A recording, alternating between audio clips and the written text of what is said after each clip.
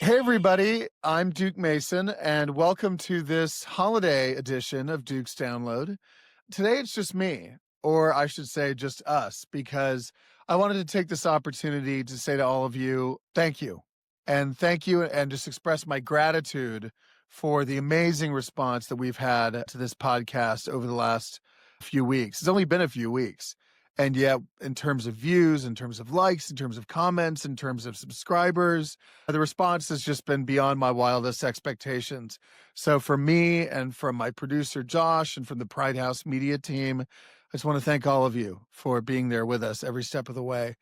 Looking back on this past month, the response has just been incredible, not just from in terms of viewers, but in terms of the response that we've gotten in the media, big blogs like Queerty that picked up our podcast and included us in their 10 things we're obsessed with this week list, which was a huge boost considering that for me, Queerty is one of the most important blogs in our community.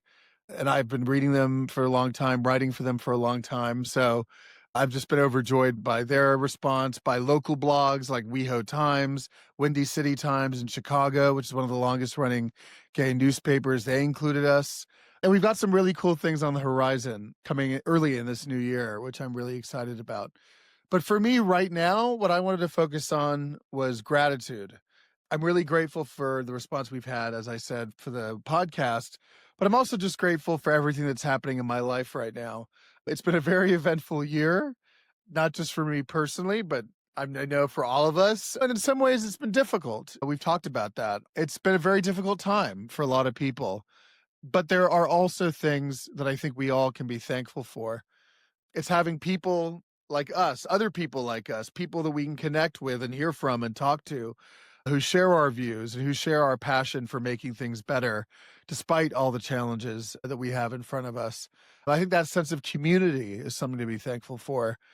I think having a sense of renewed optimism. A few weeks ago, I have to admit, I was feeling pretty dismal about where things are. And I talked about that a little bit early on. I think in my first intro podcast, I talked about how I wasn't quite sure, for the first time, I wasn't quite sure if we had a chance of winning this thing anymore. I was feeling kind of dejected and kind of hopeless. I was like, maybe they have won. Maybe the Trump administration, maybe the right, maybe the other side actually has won this battle. It just seemed like they had the momentum at their backs. And I was feeling a little bit scared, I have to admit. But starting with the off-year elections back in early November, starting with some of the legal victories that we've seen in courts, starting with some of the splintering that we've seen among the conservative right on the MAGA side with the Epstein fallout, with the Charlie Kirk assassination fallout that has really caused a huge divide on the right between Candace Owens and some of the more establishment types. I'm beginning to see that actually I think things are turning around and that I think we do still have a chance of turning this around, of winning the battle in the end. And Trump just seems utterly exhausted. It seems like the wind has been taken out of his sails and that we might actually have a pretty good year next year.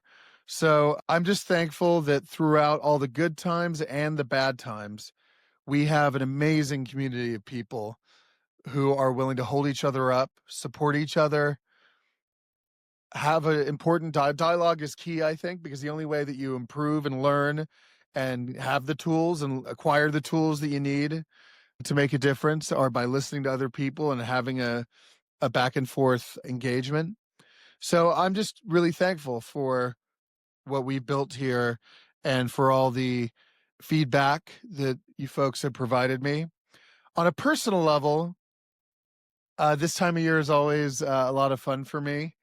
This year, I'm actually staying in LA. Ordinarily, I would be with my parents, but I'm going to see them early next year, in early January. I'm going to spend some time with my mom and dad in Mexico, where they live. But this year, I'm actually spending Christmas with my boyfriend, Army, and his sister.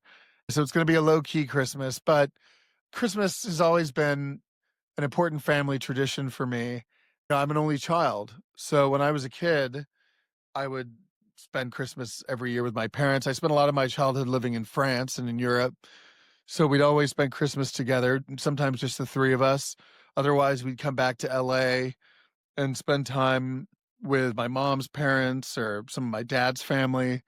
But this year, it'll just be me and my new family, my boyfriend Army and his sister. And then early next year, I'll be going to Mexico to spend some time with my mom and dad.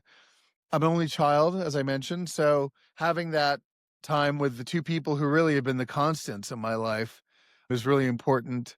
And we always manage to have a festive time wherever we are. I think because I lived abroad when I was a kid, it sounds cliche, but home really is where the heart is. So I'm just looking forward to spending some time with them. And I do love Mexico, where they live now. It's a great place. And sometimes we spend time in Mexico City where they live. Sometimes we go to places like Puerto Vallarta or Cabo. But I'm blessed, and I'm just grateful to have two parents who have supported me in all of my endeavors. They've been a big support throughout this process with this podcast, and I couldn't be more grateful to them.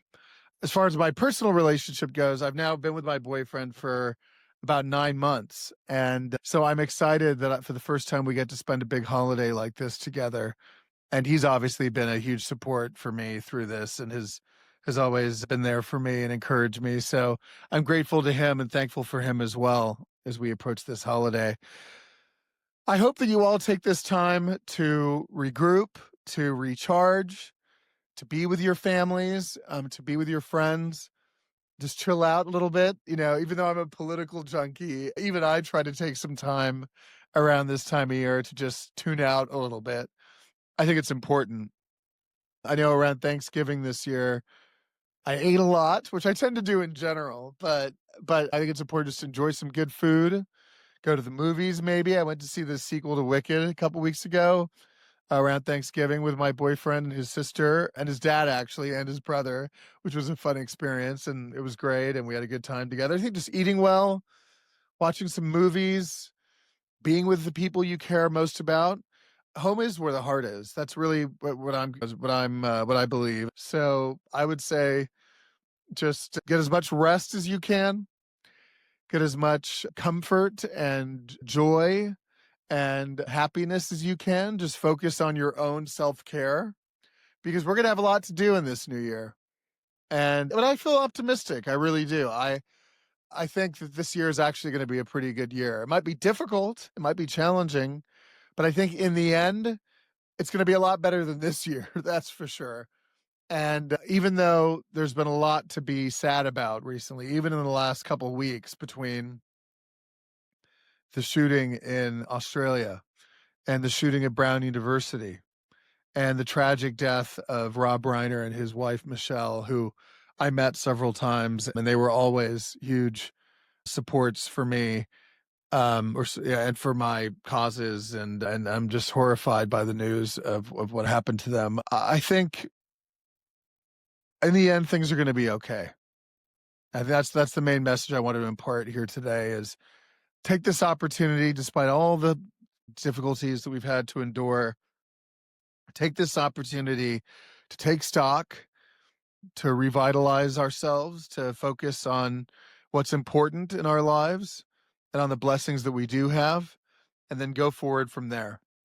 So happy holidays, everybody. That's the main message. Happy holidays. Thank you for everything. And I look forward to seeing you very soon. I'll be in touch with a little message for New Year's Eve. But until then, happy holidays, Merry Christmas, Happy Hanukkah. And to those of you who don't have a faith practice at all, just happy holidays and just happy surviving 2025.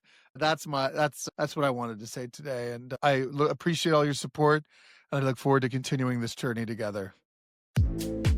Thank you for joining me today on Duke's Download. This podcast is part of Pride House Media, hosted by me, Duke Mason, and produced and edited by Josh Rosenzweig. Original music composed by Nell Balaban. If you enjoyed this episode, please subscribe wherever you listen to podcasts. And while you're there, leave us a rating and review. It really helps others to discover the show. I'd love to stay connected with you, so join the conversation by following me at James Duke Mason on Instagram and X, or by emailing me at questions@dukesdownload.com.